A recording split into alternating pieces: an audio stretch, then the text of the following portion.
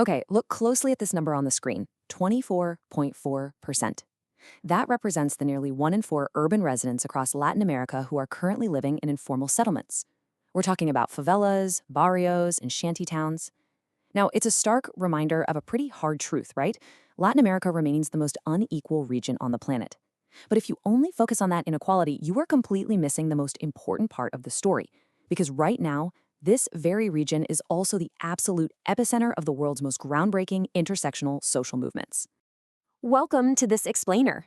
Today, we are exploring Voices of Change, Latin America Today.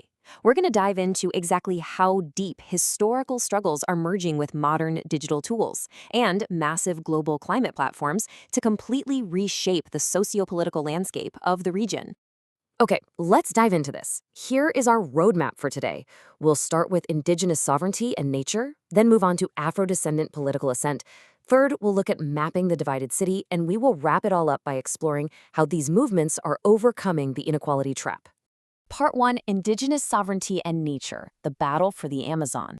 To truly grasp what's happening, we have to recognize that this landscape is simultaneously a site of immense, fatal danger and the birthplace of some really revolutionary legal precedents.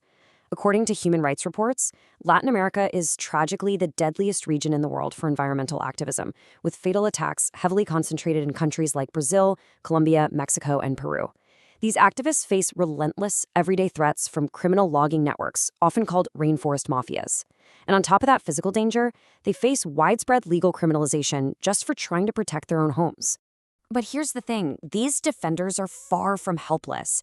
You've got the systemic threat of extreme violence and a historical lack of legal recourse on one side, sure, but on the other side, the defense. Treaties like the 2018 Escazú Agreement, which officially kicked in during 2021, are being actively leveraged right now. It's a literal landmark legal shield explicitly designed to offer protection and access to justice for these very environmental defenders. In all of this legal and political mobilization, it's yielding massive, tangible results. 10.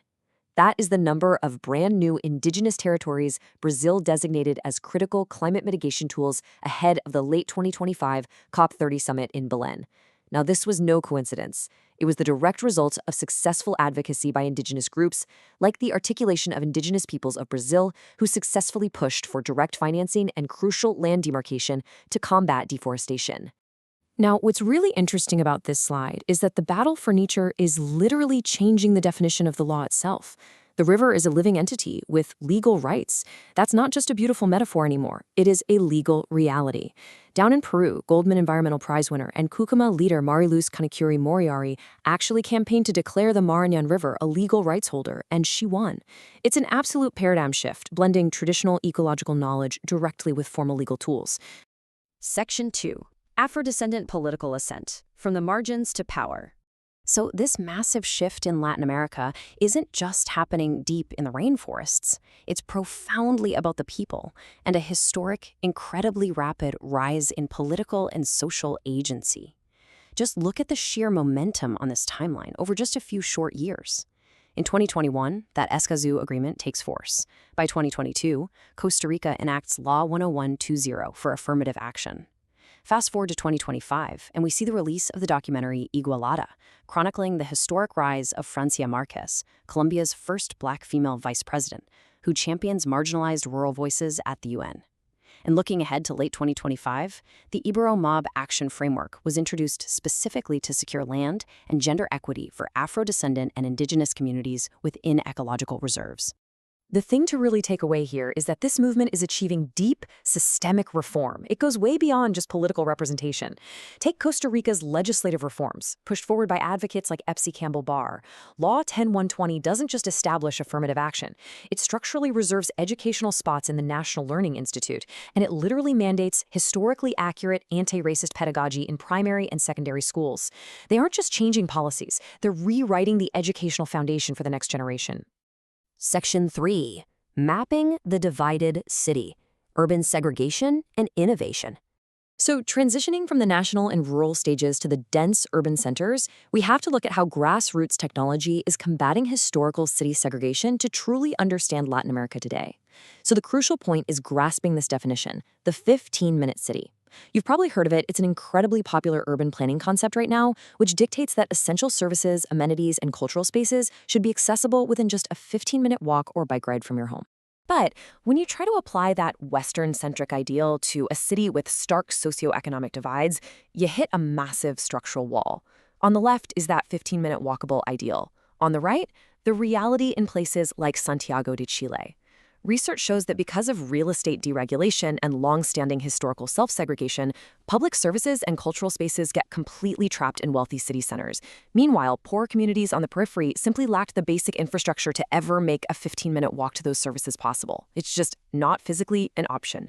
And this brilliantly illustrates the grassroots solution. Communities are actually solving the problem themselves. In Rio de Janeiro, 22% of the population lives in favelas. Historically, these streets simply aren't officially mapped. And think about it.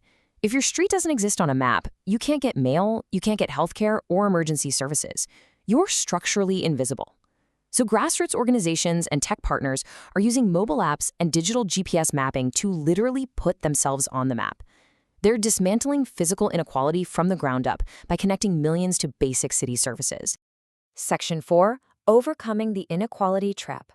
The intersectional tapestry. Let's move to and see how this builds a much larger picture. It is time to pull all these threads, the battles in the Amazon, the political ascent, the mapping of the favelas into one unified framework. This is the UN Economic Commission for Latin America and the Caribbean, or ECLEC, Matrix of Inequality. Overcoming regional inequality requires looking at how different elements intersect to trap generations in low social mobility. It's like a giant puzzle, and look at how the movements we've discussed map directly onto this matrix. Territory creates isolation, but activists are fighting back with favela GPS mapping and indigenous land demarcation.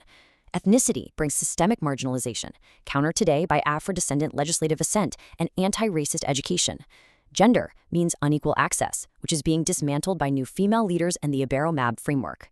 And income disenfranchisement is being met head-on with demands for direct climate financing and access to basic city services. What we are witnessing across the board is the systematic dismantling of generational traps.